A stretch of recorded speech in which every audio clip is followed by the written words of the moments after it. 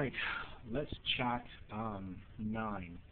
I just got done doing a lot of yelling and screaming and preaching and basically asking the establishment, why is it that I have to wake up every morning in excruciating pain? Yesterday I had taken out some information from the Master Seminary on some loan that I had taken out back in 1996 to 1998 while I was a seminary student. And apparently somebody, whatever the information that I had downloaded, I left it on the desk after eating dinner because I had a pretty big dinner, so I fell asleep on the bed. I was feeling kind of sick. Well, apparently they made the decision to gas the apartment and put me to sleep. I fell asleep, and during the course of my sleeping time, they came in. I guess they rummaged through the information that I had here and sexually assaulted me and left me in pain. They usually use Gabriel Franklin, as I've told you 1,000 times. I woke up and I gave it back to them, and pretty much just let them have it. I went to 24 hours about 11 p.m., worked out for about 2 or 3 hours. Then they came out on me again at 24 hours.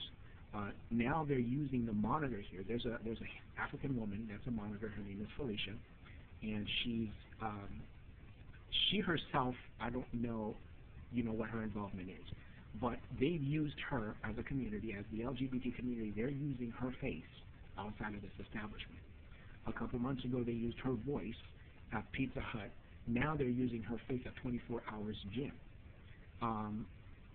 Both among the men who come and lift weights, and also the staff that's working there now. They just hired a janitor, a Spanish janitor. And the Spanish janitor went into the bathroom, the men's restroom, right before I went in to take a shower and to clean up. And I thought this was going to take like 20 minutes. I'm sitting there almost an hour, and she wouldn't come out. The cleaning she wouldn't stop cleaning long enough for me to take off my pants and take a shower and get out of there. And then this Hispanic guy went in there.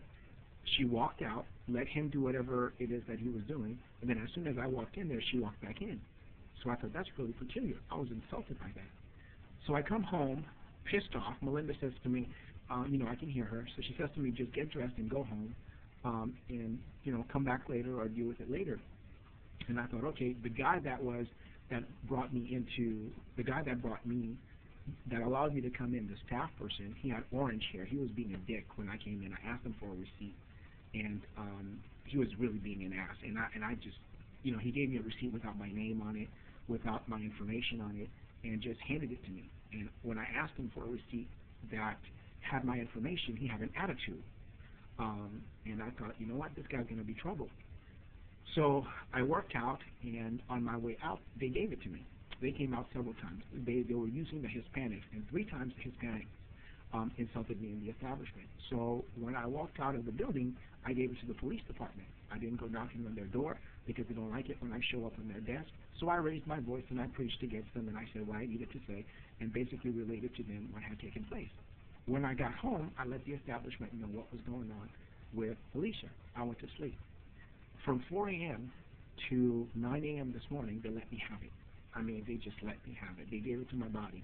When I woke up, I was in so much pain, I literally felt like somebody had cut my feet off because of the amount of pain. My groin, my dick was in so much pain. I was just like, God, what the hell did these people do?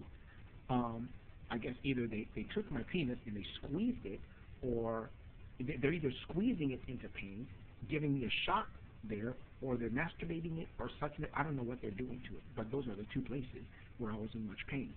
And when I went to shower, found a bunch of little paper cuts. So, and of course they still use the needle to put it, to stick it under my heel. And so the question that I have for them is, why are you people doing this to me? Why are you giving me so much pain? I don't understand what was the crime that I committed, or the law that I broke, or the thing that I had done against the United States of America, the United States government, the gay community, the Klan, the church, the MacArthur's, the Franklin. What is it that Kevin Duclairon is guilty of that merits him getting all of this pain every single day? This thing where you're constantly, where I have to fill out these front and back. every single day. I mean, what is this shit? You know, I mean, I pay my rent like everybody else does. Why am I being treated this way? I just called 911 and spoke to the police department. You know, yesterday I reported to 911. That's pretty much all that I can do. They figured that I'm a young Haitian man. I have no family in the country. I have no father, no mother. I have no friend and no ally.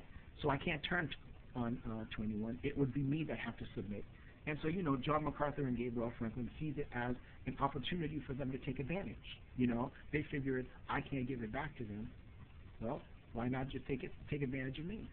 And, you know, my response to them is just basically, I feel sorry for you as a race and as a people and as old people doing this to young people. I would counsel you to stop and rethink through what you're doing, because when this catches up to you, it's your ass left lane. You know, according to Romans 12:19, vengeance is mine, I will repay for it.